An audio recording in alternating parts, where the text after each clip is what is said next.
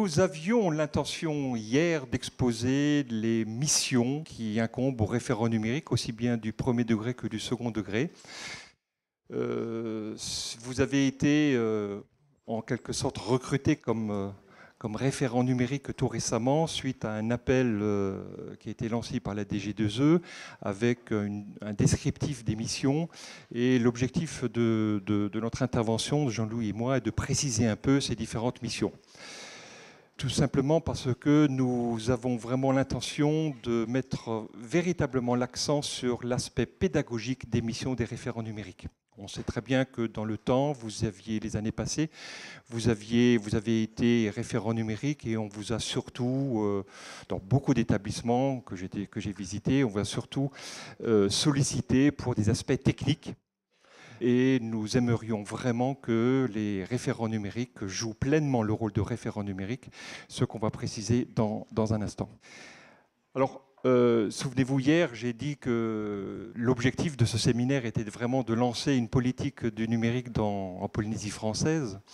Et nous sommes en tout cas persuadés que rien ne se fera sans l'intervention des référents numériques. Donc ce séminaire, on le dira sûrement en conclusion de notre intervention, mais nous aimerions que ce soit le début d'une rencontre régulière entre les référents numériques du premier degré et du second degré, et puis pourquoi pas les deux simultanément, et assez régulièrement dans l'année, 2-3 fois, afin de faire un peu le point des activités qui sont proposées, des formations qui sont demandées par vos collègues dans les établissements, des activités qui sont créées, et puis pourquoi pas partager également les ressources pour qu'elles soient diffusées au plus grand nombre des collègues de toute la Polynésie française. Voilà, c'est un peu ça l'objectif, le lancement de ce séminaire quant aux missions des référents. Alors, les missions. Alors, c'est vrai que certains d'entre vous travaillent dans le premier degré, d'autres dans le second, et vu la différence de statut qu'il y a entre ces deux corps, les missions ne sont pas tout à fait les mêmes. Alors, bon, je me base sur un diaporama que j'ai réalisé sur les principales missions que je vois en tant qu'inspecteur du second degré. Jean-Louis complétera ou modifiera pour la spécificité des référents du premier degré. Alors d'abord, nous considérons que le référent numérique est un animateur, doit être un véritable animateur au sein de son établissement. Alors, première soumission, de veiller par exemple à la bonne diffusion de toutes les informations dont il peut disposer et qu'on peut lui donner. Parce que, en tant que référent, en tant que DAN premier degré et deuxième degré, nous diffuserons régulièrement des informations à vous, référents, que vous aurez la tâche de diffuser au sein de votre établissement. Alors de quoi je parle ? De diffusion, soit par affichage dans votre établissement, soit par des listes de diffusion. Habituez vos collègues à travailler sur des listes de diffusion, à travailler sur des espaces sur des clouds, à utiliser le site de l'établissement par exemple, ou, comme je l'espère que ça se fera assez prochainement en Polynésie française, exploiter de façon pertinente les espaces numériques de travail. Bon, mais on n'y est pas encore, on en est au niveau de la construction. Donc premier point, diffuser auprès des enseignants. Aider à la prise en charge des besoins de formation. Pour cela, il faut analyser les besoins de vos différents collègues. Vous êtes référent numérique dans une discipline, mais vous devez veiller aux besoins de tous vos collègues des différentes disciplines de l'établissement. Donc il s'agit dans un premier temps de recenser ces besoins, de les grouper par niveau et de mettre en perspective ces besoins exprimés avec le projet d'établissement dans lequel vous exercez. Et également le projet plus large, le projet de l'académie. Accompagner les enseignants dans les usages. Ça me paraît quand même assez normal. Dans pas mal d'établissements, vous avez été livré en matériel, je pense en particulier d'iPad, mais ça peut être aussi des tableaux numériques. Bon, beaucoup de vos collègues ont véritablement des questions sur les usages pertinents de ces matériels dans les classes. Donc vous êtes là pour les aider, pour mettre en place des formations de proximité, donc avec vos collègues, une fois que vous avez recensé tous les besoins, de répondre à toutes les interrogations. Et c'est là que finalement la distinction entre le pédagogique et le technique est assez floue, parce que les premières questions que peuvent vous poser vos collègues seraient peut-être de nature technique plutôt que pédagogique. Comment j'utilise telle ou telle chose, comment j'allume, comment je transfère telle ou telle, comment est-ce que je vais sauvegarder mes travaux, plutôt que de savoir comment utiliser pertinemment l'outil pour réaliser une activité dans les classes. Et enfin, aider à l'élaboration de projets. Alors, effectivement, je pense que c'est aussi au référent numérique de les initier, ces projets, des projets qui dépassent le cadre de l'utilisation des outils numériques dans les classes, dans les enseignements. C'est des projets au sein d'un établissement. On en a vu hier sur le projet e-pédagogie d'un établissement qui a présenté le jeu des déchets, souvenez-vous. Bon, ça, vous êtes là également pour aider l'équipe, pas forcément y participer, mais pour aider l'équipe à monter un projet. Donc ça, c'est le premier volet que je vois en tant que référent numérique, un animateur dans un établissement. Le deuxième point est tout aussi important, mais il concerne davantage la coordination et l'aide qu'il peut apporter auprès du chef d'établissement. À mon sens, le référent numérique, j'ai envie de prendre l'image suivante, devrait être à son chef d'établissement ce que le DAN est à son vice-recteur. Voilà, c'est un conseiller, il doit aider au pilotage de la politique pédagogique au sein de son établissement. Alors, bien entendu, il a commencé par recenser les besoins de formation, il les a hiérarchisés, et il doit suivre l'évolution de l'usage de ces différents matériaux dans la classe. C'est un conseiller du chef d'établissement, conseiller pour lui indiquer les formations à proposer aux collègues, que ce soit des formations au sein de l'établissement avec uniquement les professeurs d'une ou plusieurs disciplines, mais pourquoi pas envisager des formations de proximité avec l'établissement voisin, s'il travaille sur les mêmes problématiques. Et enfin, assurer l'interface avec l'environnement. Ça, c'est la mission du référent numérique qui dépasse le cadre de son établissement, puisqu'il doit faire le lien entre l'institution et son établissement. Je pense essentiellement à la mise en place de projets qui dépassent le cadre de l'établissement.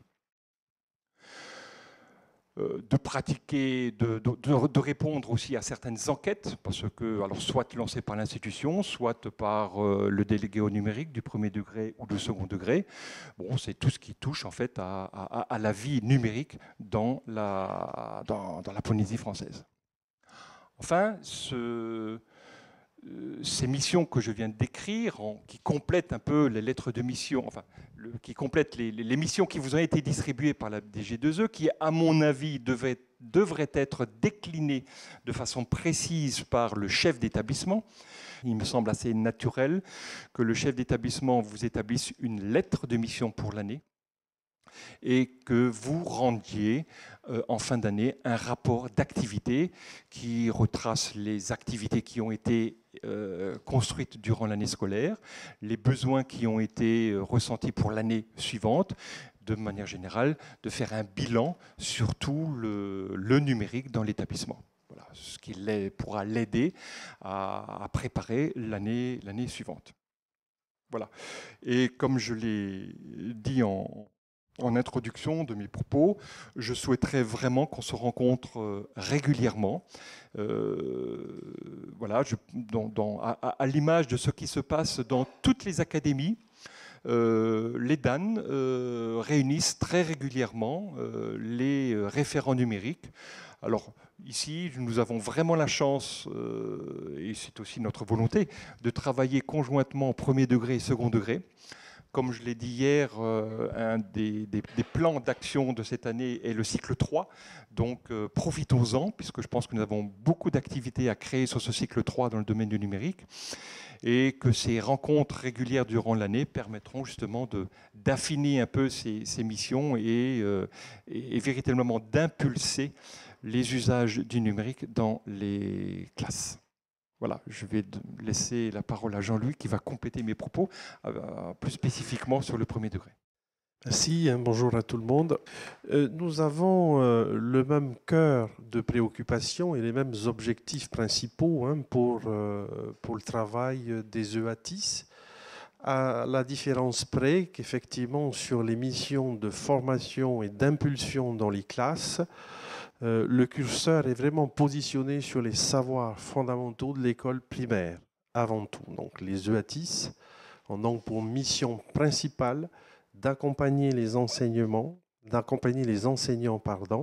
aux usages pédagogiques du numérique pour favoriser la réussite scolaire des élèves et notamment sur les savoirs fondamentaux de l'école.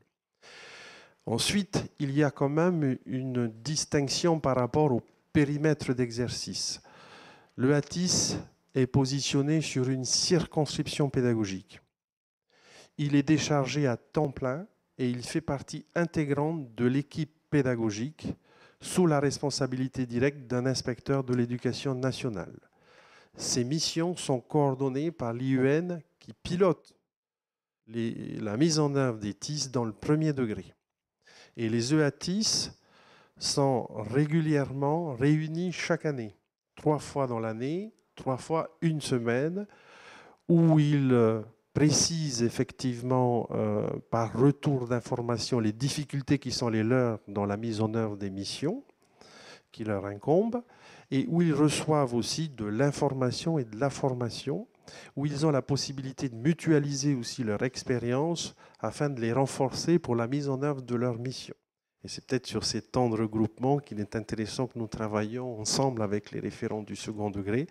D'ailleurs, sur ces temps de regroupement des EATIS, j'ai déjà fait intervenir à plusieurs reprises mon collègue Eric et son équipe de la DAN du vice-rectorat. Donc on est bien dans cette volonté-là de travailler ensemble et de développer une culture partagée à ce niveau-là.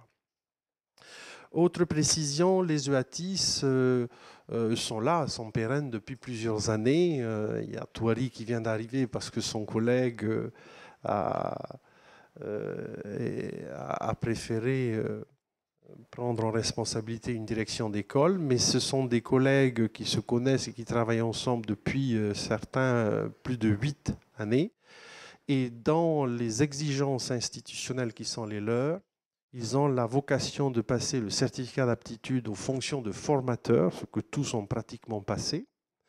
Et ils ont la responsabilité aussi, eu égard à leur lettre de mission annuelle, qui est signée par la ministre et qui précise bien ce que l'on vient de dire, leur territoire d'exercice, les missions principales.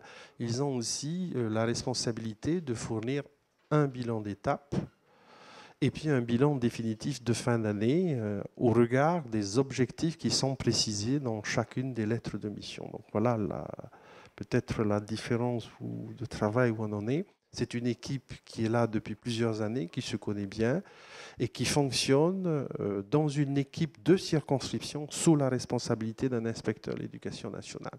Donc les collègues de l'EATI, ce sont les conseillers pédagogiques de la circonscription et ce sont les autres enseignants animateurs. Il y en a dans le domaine de l'anglais et puis il y en a dans le domaine du Réaumont-Reuil. Il y en a qui cumulent les deux fonctions, qui sont des EA plurilingues. Voilà donc la différence à ce niveau-là. Mais sinon, on est absolument sur le même cœur de métier. Je souhaite préciser que pour la partie technique, elle est infime. Le ATIS a pour cela un rôle plutôt de passeur d'informations. Le territoire d'exercice de l'EATIS est parfois un archipel éloigné et il peut être confronté à des problématiques techniques. Son rôle à ce moment-là, c'est de relayer l'information, soit auprès de la commune qui est responsable de la maintenance du matériel, soit auprès des services techniques de la DIN, notamment pour voir quelles sont les possibilités de prise en charge de l'accompagnement technique des matériels et puis des écoles qui sont concernées. Il a pour cela aussi mission de rentrer en contact avec les municipalités pour mettre en œuvre et développer les logiques et les mécaniques de maintenance pour que cette partie technique soit vraiment prise en charge par les spécialistes, par des techniciens et non pas par le ATIS en lui-même. Donc, il ne fait que de la maintenance de premier niveau, mais sinon pour le reste de la partie technique, il passe le relais aux personnes compétentes. Voilà. Le cœur du métier de l'EATIS, c'est vraiment un rôle de formation, d'animation et d'accompagnement pédagogique des enseignants et dans leur classe. Dans les modalités de mise en œuvre, ils ont pour mission de travailler directement au plus près des élèves, en co-intervenant aux côtés de l'enseignant, mais aussi de les former. Ils sont sur plusieurs dispositifs de formation en local, les stages d'école, les stages de circonscription. Et ils ont vocation à intervenir aussi sur les stages à l'échelle territoriale. Ils interviennent notamment là, tous pour accompagner les enseignants dans la certification au C2I2E, par exemple, à l'échelle territoriale, aux côtés des formateurs de l'ESP, notamment. Voilà, pour ces précisions. Oui, quant aux formations, oui, c'est effectivement important. Je pense que les usages ne peuvent se développer que si les collègues sont formés. Ça, on en est tous convaincus. Alors, bon, nous, à la DAN, nous essayons de répondre aux demandes d'établissement sur la formation, sur les usages, essentiellement là en ce moment des tablettes. Bien, dans quelques temps, nous allons vraiment être débordés, nous n'arriverons plus. Eh ben, je pense que lors de ces réunions et de ces rencontres, nous découvrirons des ressources parmi vous qui pourront nous aider effectivement à diffuser et à nous aider à compléter le plan de formation que nous essayons de mettre en œuvre. Donc on compte évidemment sur vous, non seulement pour les usages dans les établissements, mais ailleurs. Dans cette même perspective, ça peut être très intéressant à l'échelle d'un bassin, par exemple, de mutualiser les ressources entre le premier et le second degré en matière d'animation, de suivi et de formation. Les EATIS peuvent très bien intervenir sur le cycle 3 auprès de collègues du collège et vice-versa. S'il y a possibilité pour le référent numérique d'intervenir aussi en CM1, CM2, ça peut être très intéressant sur l'accompagnement de la réforme du collège, de mutualiser à ce niveau-là, en termes de pratique pédagogique, mais en termes aussi de ressources disponibles pour accompagner les élèves directement. Voilà. C'est quelque chose qu'on a un petit peu de mal à faire à chaque fois sur le terrain, c'est bien dommage. Voilà, en tout cas, concrètement et très rapidement, nous allons créer une liste de diffusion des référents numériques du premier et du second degré, ce qui nous permettra d'échanger régulièrement entre nous et de diffuser un certain nombre d'informations.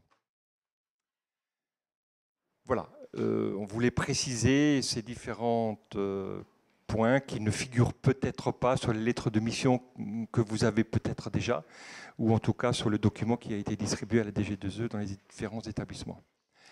Est-ce que vous avez des questions ? Monsieur Laflaquière disait que son équipe est en place depuis un moment et ils se connaissent et tout, d'accord. Nous, au niveau du collège, se pose le problème quand même de turnover voilà. Tous les 4 ans, ça bouge, et voire même des fois un peu moins, 2 ans, ça peut arriver. Et ce problème-là, j'ai du mal à voir comment vous allez arriver à le régler. Ah ben, on va faire avec, on va essayer. L'idéal serait quand même qu'il y ait des binômes de référents numériques dans les établissements. Ouais. Voilà. Bon, ça, c'est à vous de voir à l'interne après quelle est la meilleure organisation possible. Mais effectivement, avec le turnover particulier de la Polynésie, je pense que c'est la seule réponse qu'on peut apporter là. Est-il possible d'ouvrir un forum de discussion pour qu'on puisse communiquer, par exemple, sur les problèmes techniques ou autres ? Oui, Il vous faut un outil plus poussé, plus perfectionné qu'une liste de diffusion? Oui, par exemple, là j'ai des problèmes pour installer un Mac sur mon réseau. Oui, non, je parle de l'aspect technique. Est-ce que dans un premier temps, une liste de diffusion dont j'ai parlé tout à l'heure suffirait? Une liste de diffusion à laquelle sont inscrits tous les référents numériques. On peut en faire même deux, si vous voulez, une premier degré, second degré. Je pense que ça serait un peu lourd s'il y a 50 échanges dans la journée, avoir beaucoup de messages, ce serait embêtant, je pense. D'accord, un forum. Voilà, un forum, ça serait bien. Bon, on va mettre ça au point. D'accord, merci. Oui, alors je voudrais revenir sur le plan technique, si vous permettez. Parce que nous, je fais partie du collège de Ta, et puis les îles éloignées un peu, on a des très très très gros problèmes techniques. Donc hier, le vice-recteur parlait d'échanges. Donc je voulais savoir les relations que vous aviez avec la DIN et les référents numériques. Est-ce qu'on a des échanges entre nos difficultés de matériel, puisque pour faire de la pédagogie, il faut du matériel. Moi, ça fait 1 an et demi que j'essaye de travailler avec la DIN, c'est impossible. Ils ne répondent pas à mes appels, ils ne répondent pas à mes dossiers, et je ne peux pas travailler. Donc, je sais que ce n'est pas la journée pour ça, mais je pense qu'on est beaucoup dans ce cas-là, et je voudrais au moins avoir une réponse de votre part, puisque je ne l'ai pas de la part de la DIN. Bon, j'ai lu avec beaucoup d'attention votre dernier courrier.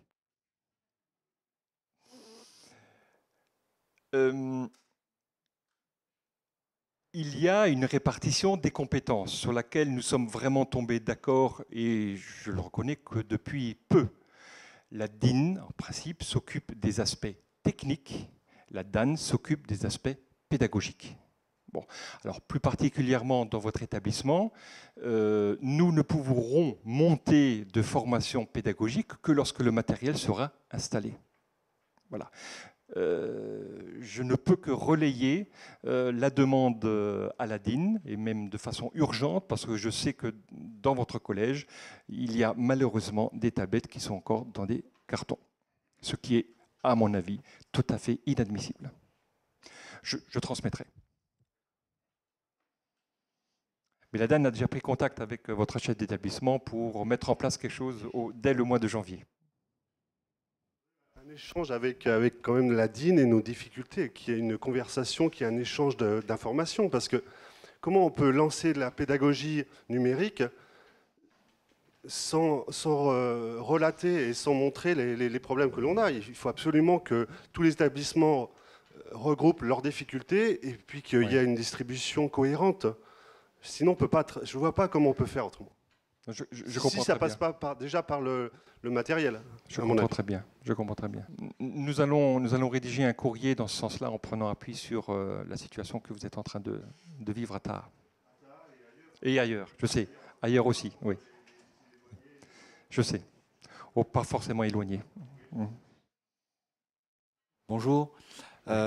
Je suis en même temps électricien et malheureusement la prise en compte de cet aspect-là n'est pas effective dans tous les établissements. C'est-à-dire qu'on est sur des établissements quelquefois vieillots de 93, 95, 2000 et le numérique n'existait pas à l'époque.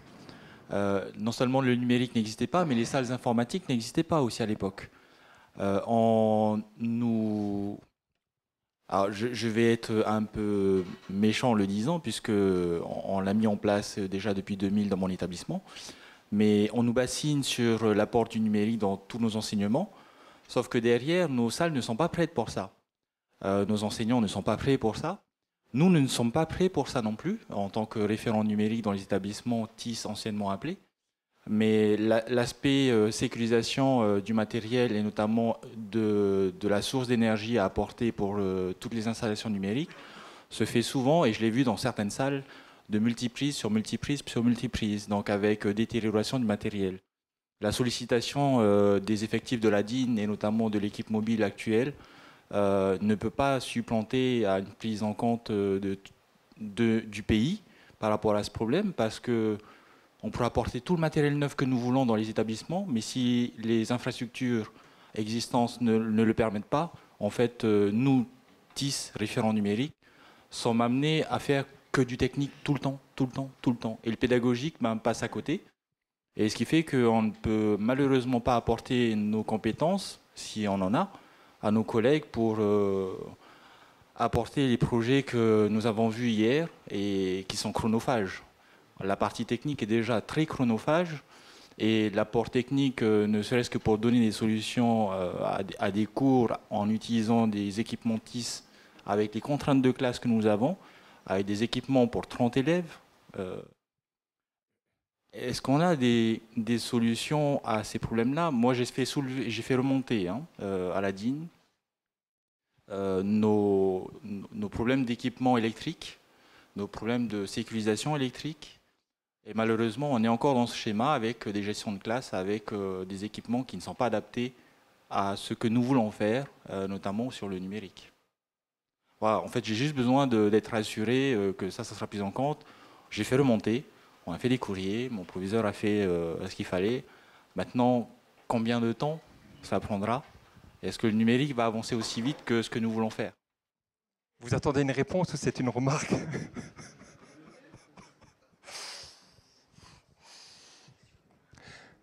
C'est compliqué. Je ne peux pas vous dire qu'on va trouver une solution d'ici demain. Voilà, je crois qu'il faut que nous reconnaître qu'il y a une volonté de part et d'autre de faire avancer les usages du numérique dans les classes et que nous faisons le maximum pour trouver des solutions à ces différents problèmes.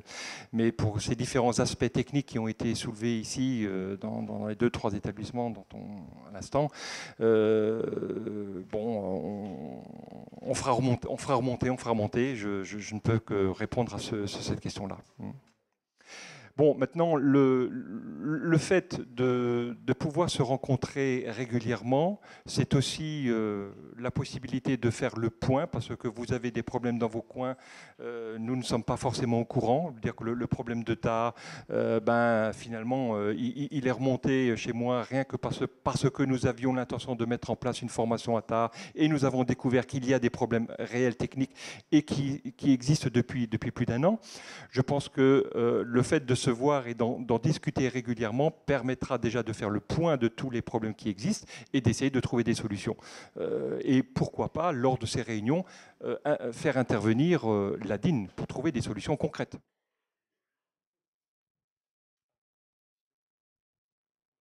Bonjour. Les missions du référent numérique doivent se porter plutôt sur le côté pédagogique et d'accompagnement. Le problème, c'est qu'à l'heure actuelle, c'est plus le côté technique qui nous prend du temps. 80% voire plus de mon temps, c'est plus la gestion du réseau, réparation des ordinateurs. Et je suis le seul référent. Est-ce qu'il n'y aurait pas possibilité qu'une autre structure prenne le relais justement de la maintenance informatique? Et que nous, on se consacre sur le côté pédagogique. Moi, je souscris totalement. Pour moi, le référent numérique, il a un rôle essentiellement pédagogique. Alors, bien entendu, il peut être amené à résoudre quelques petits problèmes techniques de premier niveau, mais c'est effectivement une autre structure de s'occuper de ces problèmes-là. Oui. Mais maintenant, on l'a dit.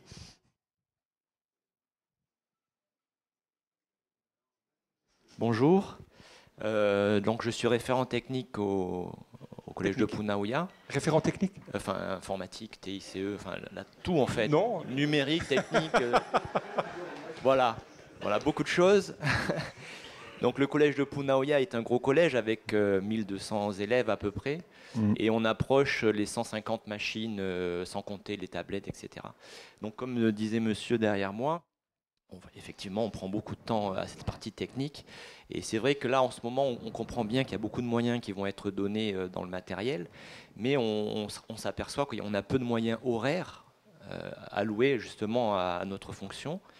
Et donc, est-ce qu'il n'y aurait pas un moyen d'augmenter ces IMP alloués à chaque personnel, ou alors peut-être donner des décharges, voilà, une décharge qui permettrait de faire notre enseignement et de faire aussi de ce travail, parce que on est limité par le nombre de jours dans la semaine. Il faudrait 15 jours par semaine pour pouvoir réellement faire cette mission qui est très intéressante, parce qu'au bout d'un moment, la partie technique, Elle n'est pas marrante, c'est vrai, hein, elle n'est vraiment pas marrante. Et le côté pédagogique, c'est vraiment ça qui nous... Voilà, on a envie de le faire vraiment, vraiment, mais on ne peut pas. On n'a vraiment, vraiment pas le temps. Et voilà, donc on est un peu coincé avec ça.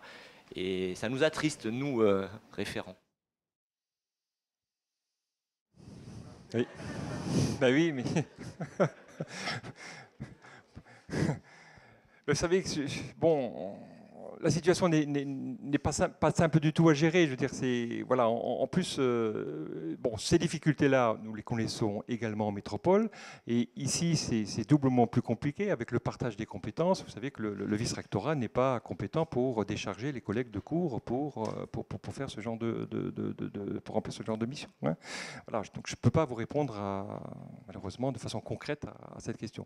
Mais c'est bien que je l'entende parce qu'on a quand même la possibilité de nous rencontrer dans différentes instances sur le sujet du numérique et puis d'aborder ces différents problèmes. Voilà, moi je défendrai le plus longtemps possible le fait que les enseignants sont là pour résoudre des problèmes de nature pédagogique et qu'il faut trouver une autre structure pour résoudre des problèmes techniques. Voilà, je défendrai cette idée jusqu'au bout. Est-ce qu'il y a des endroits où ça se passe bien ou... Est-ce qu'il y a des endroits où le technique n'est pas prédominant et que vous avez... voilà. Ça peut être intéressant d'échanger aussi des aspects positifs. Oui, bonjour. Moi, je suis donc à Touana, aux Marquises. Et disons que la situation technique est pas trop mal. Ça fonctionne relativement bien. Cela dit, je reviens aussi un peu sur ce que disaient les collègues. Il y a le côté digne aussi, l'autre côté ils ne sont pas assez nombreux. Je crois qu'il n'y a que James Orley qui s'occupe de ça. Et on a des attentes et elles sont rarement réglées, quoi. Par exemple, dernièrement, je lui ai demandé d'installer un système qui s'appelle DLPI, qui est prévu déjà sur Hamon École. Et il n'a pas pu le faire. Je pense que c'est faute de temps. Ce qu'on ne sait pas forcément, c'est que Hamon École, qui gère l'ensemble du réseau, est prévu pour fonctionner avec énormément de modules, mais qu'on ne les active pas d'office. Alors, par exemple, DLPI, c'est pour la gestion du matériel informatique. Ça permettrait de gérer de manière informatique, de nous soulager au niveau technique pour pouvoir gérer ce matériel. Et il n'a pas pu me dire si c'était possible de l'installer. Il n'avait pas réussi. Autre chose, la version qui est installée de Hamon École est une version 2.3, qui date de 2011. Alors que maintenant, on en est à la version 2.5. Donc, serait-il pas possible, justement, de demander qu'il y ait un renforcement de la DIN? Parce qu'à mon avis, ils ne sont pas assez nombreux. Ils ne sont pas assez nombreux pour répondre à nos attentes. Sinon aussi, d'un autre point de vue, moi, je suis dans un petit établissement de 200 élèves, mais qui est collège-lycée. Donc, il y a quand même près de 60 postes pour 200 élèves. Donc, pour gérer ces postes, j'ai eu beaucoup de boulot au début, mais je sais que maintenant, avec l'installation que j'ai faite, je suis tranquille pendant très longtemps. Alors, est-ce qu'il ne serait pas possible justement de partager ces expériences? Parce que, par exemple, mon collègue qui était à Tage, j'y étais avant aussi. Donc j'ai fait une installation qui apparemment maintenant existe toujours. Ça n'a pas bougé, donc je pense qu'il y a peut-être un partage d'expérience à faire. Voilà, je propose plutôt une solution.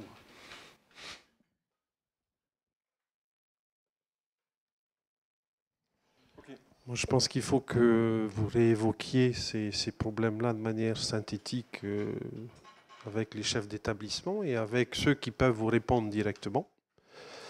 Je vais faire remonter, moi, à mon niveau aussi, ce que j'ai entendu en matière de difficultés techniques et puis de prise en charge assez rapide, parce que c'est un vrai frein pour la mise en œuvre pédagogique derrière. Je vais faire remonter ça aux responsables de la DIN et au directeur général aussi, puisque j'ai entendu vos doléances. Je ne peux pas non plus maintenant ne rien faire à ce niveau-là. Et je reste convaincu, comme mon collègue, que vous, en tant qu'enseignant, d'ailleurs, j'ai insisté pour que ce ne soit pas des ATIS, mais bien des EATIS, des enseignants animateurs, pour que vous puissiez avoir des missions prioritaires dans le domaine de la pédagogie, de l'accompagnement pédagogique, plus que dans le domaine technique, parce que c'est vrai que la technique, c'est pas ce qui est le plus passionnant. On fera remonter ça et peut-être en toucher un mot aussi au chef d'établissement. Oui. Dernière question pour puissions passer aux activités. Oui, bonjour, Dominique de Bolivier, je suis au collège de Mataoura, dans les Australes, en mathématiques. Donc j'ai la chance de ne pas connaître grand-chose d'un point de vue technique. Et donc la charge de référentis a été partagée en deux avec un collègue qui est en charge de la partie donc maintenance, réseau, tout ce qu'on veut. Et je suis arrivée donc au mois d'août et il y a une forte demande des collègues en formation dans les différents domaines. Le point d'achoppement, c'est le matériel, avec visiblement des collègues qui attendent une valise. Donc j'ai découvert des tablettes qui étaient dans des cartons, d'autres qui étaient dans des armoires. Tout le monde est prêt à s'y mettre. Et il manque voilà, quelques éléments pour passer à la suite. Quelques éléments techniques, de produits, de matériel. De matériel. Alors, jusqu'à quand on attend? Visiblement, tout le monde attend et les demandes ont été relancées. De dotation, c'est-à-dire que les tablettes sont arrivées, mais pas la valise qui permet de déployer correctement les logiciels. Et, oui. Bon, il y a aussi des problèmes de stock actuellement hein, chez IVA. Il y a des problèmes de rupture de stock, il y a des problèmes de tablettes aussi parce qu'elles ont changé de format. Toutes les tablettes qui étaient commandées en 32 gigas n'apparaissent plus parce qu'elles ne sont plus fabriquées. Donc il y a eu des retards de ce type-là. Je sais qu'il y a des retards sur les valises aussi parce que nous en avons commandé pour le collège pour les écoles de Wainé, elles ne sont toujours pas arrivées. Il y a des retards. Bon, enfin, on n'y peut rien. Je tiens quand même à préciser à ce niveau-là que nous avons mis à la DAN, sur le site de la DAN, un formulaire de demande de formation. Je ne suis pas sûr que tout le monde soit au courant. C'est des formations. Alors apparemment, ça pourrait être des formations de type de proximité, donc des formations fil qui devraient passer par l'ESPE, mais pour aller un peu plus vite, et puis puisque nous avons à disposition au sein de la DAN une équipe de formateurs qui peut répondre à ces demandes, vous allez sur le site de la DAN et vous faites une demande de formation en précisant le matériel, enfin bon, il y a un questionnaire à remplir, et nous prendrons très rapidement contact avec le chef d'établissement pour préciser les modalités de cette formation. Bon, pour le matériel, voilà, il faut attendre la livraison. Ouais. Oui, dernière et avant-dernière. Bonjour, je suis au collège de Wainé, donc là, je vais intervenir. Je suis un petit peu comme ma collègue, hein, j'étais recrutée au pied levé. Je vais m'occuper de la pédagogie essentiellement. Je ne suis pas compétente au niveau du réseau. Mais bon, mon chef d'établissement cherche quelqu'un pour prendre la suite hein, au niveau du réseau. Par contre, j'ai assisté à la formation de mon collègue qui est en espagnol. Et il y a eu une demande des enseignants au niveau de tablettes qui seraient à portée des enseignants pour pouvoir justement manipuler la tablette, l'outil tablette, que nous n'avons pas. Nous avons 3 valises, mais par contre... 6. Oui, collège de Wainé, 6 valises. Oui, bon, 3. 3 en utilisation, je dirais, parce que bon, moi, j'en ai vu que 3. Hein. Oui, il y en a peut-être sur le primaire. Hein. Il doit y en avoir peut-être sur le primaire aussi. Non. Les mallettes du primaire ne sont pas encore arrivées. Écoutez, bon, sur les listings, moi, je n'en ai vu que 3 pour l'instant. Le collège de Wainé est équipé de mémoire de 90 tablettes. Pour l'instant, il y a 3 valises hein, qui sont au CDI, hein, accessibles. Bon, par contre, là où j'interviens, c'est que ça prend énormément de temps au niveau d'installer un support sur les tablettes quand vous transférez du Mac jusqu'aux tablettes. Si vous voulez faire comme moi, je suis en anglais, des vidéos, bon, ça prend un certain temps. Hein. La première fois où je les ai utilisées, j'ai mis 2 heures hein, pour charger toutes mes tablettes. Et ça n'a pas super bien marché quand même. Hein. Je n'avais pas la Wi-Fi, je suis passée par Bluetooth. Bon, pour récupérer, ce n'était pas génial. Mais bon, par contre, les enseignants qui étaient présents lors de la première formation de M. Carinola ont signalé qu'ils auraient besoin de manipuler une tablette. Et on ne peut pas sortir les tablettes des valises. Donc, on n'a pas accès à ceci. Alors, je peux le demander à mon chef d'établissement, si c'est possible d'avoir une tablette pour voir le fonctionnement d'une tablette déjà, qui pose problème. Non, là, j'ai vraiment des difficultés à comprendre votre question parce que je connais bien la situation de Wainé puisque c'est le premier collège préfigurateur de la Polynésie. C'est le premier dossier que nous avons monté. Le collège est équipé de X valise. Je vais vérifier, je vais regarder. Contenant Y tablettes, Oui, oui. mais chaque enseignant de classe de 5e de l'an dernier a été équipé de d'une tablette. tablette. Non. Moi, j'en ai pas. Hein. Je suis C'était arrivée au comme mois ça d'août, que- j'ai rien. Je me suis équipée. Je me suis équipée personnellement. Oui, vous êtes arrivé à la rentrée 2016. Je suis arrivée là au mois d'août. Donc j'essaye oui. de regarder un Oui, petit peu ce qu'il y a à notre oui, disposition. Wayne est un mais- collège préfigurateur 2015. C'est en Mm. 2015 que nous l'avons fait. Alors bon, il faut attendre la deuxième bac qui devrait arriver début Oui, 2017. mais apparemment, bon, j'ai pas l'impression que les collègues aient les tablettes. Donc, je mets peut-être. Bon, je vais regarder avec mon chef d'établissement, mais personnellement, je vais m'équiper aussi de tablettes pour pouvoir le faire à la maison. Nous Et leur montrer. avons mis en place même plus qu'une journée, une journée ou une journée et demie à Wayne. Si vous estimez avoir besoin d'une journée supplémentaire de formation, remplissez le formulaire, on viendra. Hein. Non, je vais regarder au niveau. Comme je prends le relais de mon collègue, mais on n'avait pas de tablette à disposition, si ce n'est celle des valises. Hein. C'est si, tout. si. C'est ce que je veux. Je ne connais plus le nombre, mais à mon avis, il y avait au moins une dizaine de tablettes réservées aux professeurs. Bon, je vais vérifier. Très bien, merci.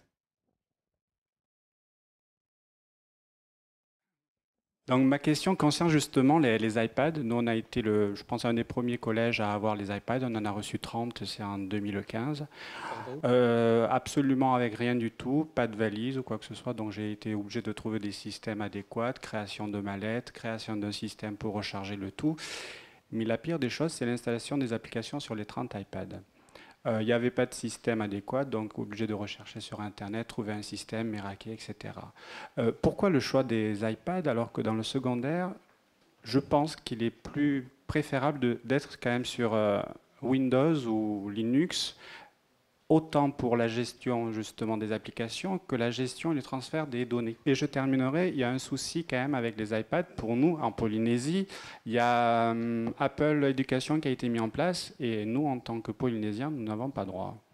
Est-ce qu'il n'y a pas une demande qui serait possible à ce niveau-là ? Moi, je peux répondre en fait sur les tablettes. Quand je travaillais au groupe de travail académique à Besançon, on nous a demandé de tester 4 tablettes pour savoir laquelle on allait prendre. Et en fait, on s'est aperçu que suivant toutes les tablettes, il y avait un problème de latence avec les 3 autres. Par exemple, notamment en musique, si on va avoir quelque chose qui répond, je vous montrerai tout à l'heure, avec les autres tablettes, ça ne pouvait pas marcher parce qu'il y a, je ne me rappelle plus exactement, mais de l'ordre de 300 millisecondes de différence, qui peut paraître complètement anodin, mais en fait, sur certains logiciels, ça ne fonctionne pas. Et en fait, en regardant, il y avait des gens il y avait quelqu'un qui faisait un blog, notamment sur Android, qui était persuadé, quand il avait commencé, que Android se mettrait à la page. Mais en fait, à l'intérieur même de la conception de l'Android, c'était pas possible. Et lui, c'était un pro Android, vraiment. Donc, je pense qu'après, il y avait ces soucis-là. Et pour terminer, il considérait qu'en fait, les 3 autres tablettes étaient des tablettes de consommation, c'est-à-dire sur lesquelles on pouvait aller sur Internet, on pouvait télécharger des choses, mais sur certains logiciels vraiment spécifiques où on avait besoin vraiment de travailler, ça pouvait pas fonctionner. Donc, alors, après, c'était dans l'académie de Besançon, je ne sais pas si c'était fait au niveau national, mais voilà pourquoi nous, on avait choisi ces tablettes, pas parce qu'on est pro Apple, peu importe en fait, mais simplement parce que c'est plus cher, mais simplement parce que les autres ne répondaient pas en termes de latence à certains logiciels. Sur Windows, et qui serait adapté justement pour le second degré et qu'on pourrait même intégrer dans notre réseau qui existe, Scribe, avec la version Pro. Bon, on ne va pas lancer la guerre des constructeurs. Il y a un choix de tablette iPad qui a été fait fin 2014 avec un achat groupé pour équiper la Polynésie. On a décidé de continuer sur ce matériel-là dans un premier temps et je pense que d'ici peu d'années, lorsque le déploiement sera suffisamment important, il y aura un équipement mixte dans les établissements. Je veux dire, ça va se faire petit à petit. Hein. Bon, chaque tablette a ses avantages et ses inconvénients. Je ne peux pas répondre de façon plus précise à cette remarque-là. Oui, j'ai une question sur les formations. Donc, la DAN a prévu de venir au mois de janvier. Oui. J'ai 17 enseignants qui se sont inscrits pour la formation tablette. Oui. Je voulais savoir au niveau des droits, puisque mon chef d'établissement, pour l'instant, n'est pas d'accord pour libérer les élèves des cours.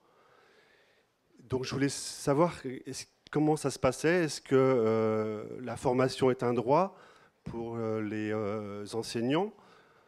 Comment ça se passe ? Parce que je sais que ça va être compliqué dans notre établissement par rapport à ça. Alors je vais négocier avec mon chef d'établissement, mais ça ne va pas être simple. Je disais tout à l'heure que le référent numérique a un rôle de conseil et d'aide auprès du chef d'établissement. À vous de voir avec le chef d'établissement comment est-ce qu'il faut monter au mieux cette formation pour le perturber au moins le cours, les cours, quoi, hein. Bon, maintenant, c'est le chef d'établissement qui organise, hein. Il est tout à fait normal que dans un petit collège comme le vôtre, il ne puisse pas lâcher 17 enseignants le même jour pour poursuivre une formation. À vous de voir et d'organiser. Vous nous faites part de vos besoins et puis on essaiera de répondre au mieux pour ne pas perturber. On comprend tout à fait. Voilà. Oui. Oui. Comment faire pour acheter des logiciels sous iPad? Des applis. Comment achète-t-on les applis finalement? Mais Anouk Ouiva, qu'est-ce qu'il y a? Vous avez une valise avec une... Non, on n'a pas de valise. On a 13 iPads puisqu'on nous en a piqué 2. Ah oui, c'est la première livraison, hein, ouais. C'est ça? Oui, on n'a pas eu la valise.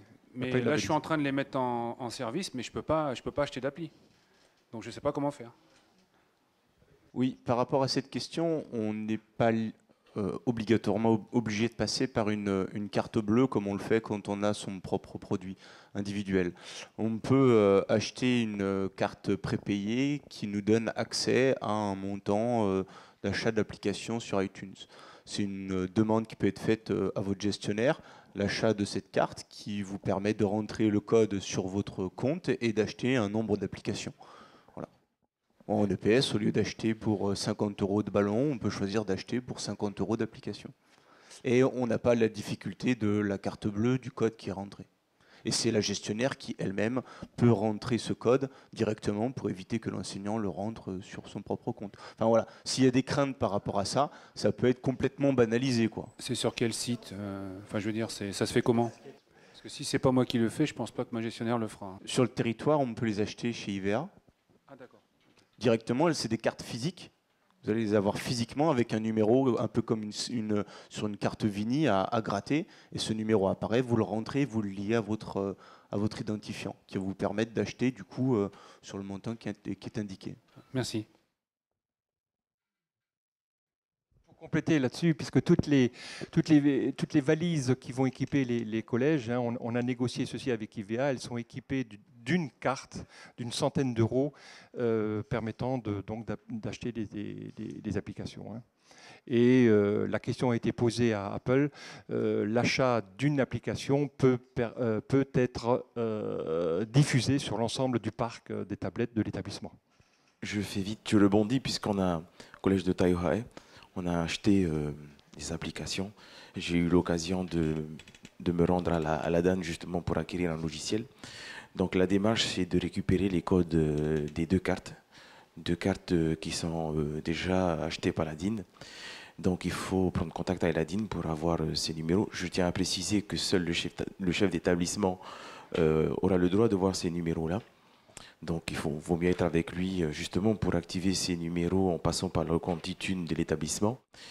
À ce moment-là, le compte va vous demander de vérifier votre identité. Même chose, il faut passer par la DIN pour les questions de sécurité. Donc il vaut mieux être avec son chef d'établissement à ce moment-là afin de saisir les numéros des cartes. Et une fois que c'est fait, vous avez donc un crédit de 100 € qui vous permet d'acheter les applications. Alors, chose quand même à préciser qui est très utile, c'est que vous n'achetez qu'une seule fois l'application et vous pouvez la mettre sur vos 15-30 tablettes. Et c'est une exception en Polynésie française. Parce que normalement, vous devez acheter autant d'applis que vous avez de tablettes. Donc vous achetez une appli et vous la mettez sur vos 15 tablettes. Voilà, je l'ai déjà fait, j'ai déjà acheté 2 applis pour mon établissement. Voilà. Donc effectivement, on s'était arrêté hier au jeu citoyen. Donc s'il était possible de poursuivre avec la lecture à haute voix expressive du cycle 2, on poursuit donc comme indiqué sur le programme. Merci.